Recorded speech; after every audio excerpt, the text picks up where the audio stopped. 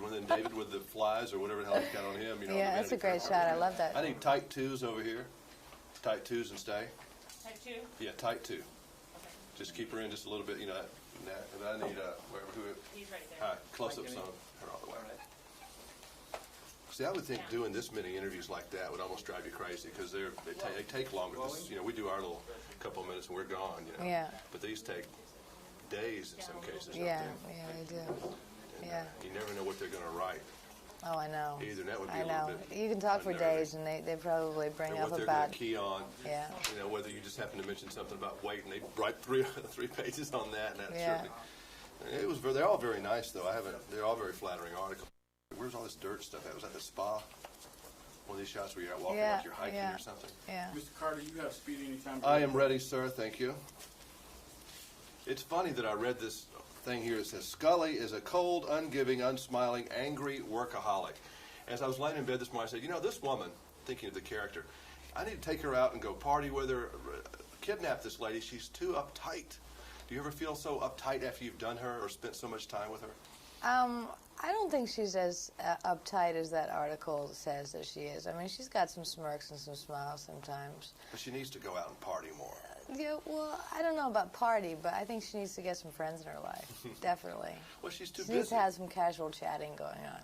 But that is the nature, I guess, of a woman who's working as hard as she is. She's a scientist by trade, not a real, probably light and party person in the first place. No, I wouldn't imagine her as a party person. And then she's in a dysfunctional love affair with her coworker. You think it's dysfunctional? Yeah, because I think she loves him and she doesn't know what to do with it and can't express it and can't go there. Well, do you think it would be appropriate for them to go there? No. Well, then and she's doing the right a very thing. dignified, business woman and can't go there. Right, so then she's doing the right thing. There's nothing dysfunctional about it. But it adds to her uptightness. Oh, you think so? Mm-hmm. Oh, you thought about this my long analysis. and hard. Yes, I have. I've studied this for a while. It's on every night on television. You can't escape the X-Files. Do you ever feel that way, that you can't escape the X-Files? Yeah, on days like today. On days like today when there's a lot of press to do, or when I'm on vacation in the middle of nowhere and people bring it up all the time. Sometimes I do. Is the thing that bugs you the most is when people start talking about aliens and all this other business, do you believe in aliens or do you, go into the deeper side of the aspects of the show? I guess that gets a little irritating just because it's something that we've talked about so much over the past 5 years. Ad nauseum, we've answered the question about whether we believe in aliens or not, that it kind of feels like it's old news in a sense, whereas some people just might not have read it or they're new to the show and they don't really know it, but because I've answered that question so much, I guess sometimes it gets tiresome. Are you often amazed at what a big deal this is when you go by a newsstand, there are 22 covers, obviously there's a great deal of interest in the subject matter. Do you ever say why or what's this all about? No, I mean the interest I think is majoritively right now in the show as a whole, and I think that because the show is as tight and looks as good as it does and reaches as many people as it does, it makes sense. The scripts are smart.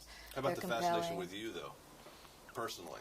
Do I ask why? I mean, just saying, everybody. Time. David described it as walking down the street with pots and pans tied to your belt. It's this whole thing. And it's a very good description of what it's like. And I know sometimes you'd probably like to take the pots and pans off. Yeah. You do. You do all the time. And sometimes you get to this little bit of respite once in a while. But it's certainly all-consuming. Do you let your little one, is she old enough to watch television yet and see you on TV? She sees little snips now and again. But is it confusing for her, or she just sees it and doesn't understand what that's all about yet? She doesn't quite understand. she doesn't know that everybody's mommy isn't on TV. That's true. It's just what mommy does. That's right. Has that been a fun part of your life? Such a different change for you? All this self-absorbed actress business, having a little one there that just I know that there's so much fun. Well, that's all it is, really. I mean, that's where my focus is, and on the work. It's got nothing to do with self-absorbed actress stuff. It has distracted you, you might say? Oh, absolutely. Yeah. In a good way? In a very good way. And if we sit here 10 years from now, what will we say you have done? You will have acted more? You would have had 10 more children? I mean, do you have any idea what the next decade leads for you? I would like to work more. I mean, that's my intention, is to work more in different projects, preferably film. And maybe one more child, eventually. eventually. Well, you have your work cut out for you. Nice meeting Yeah, you. thank you. Thank you. Thank you.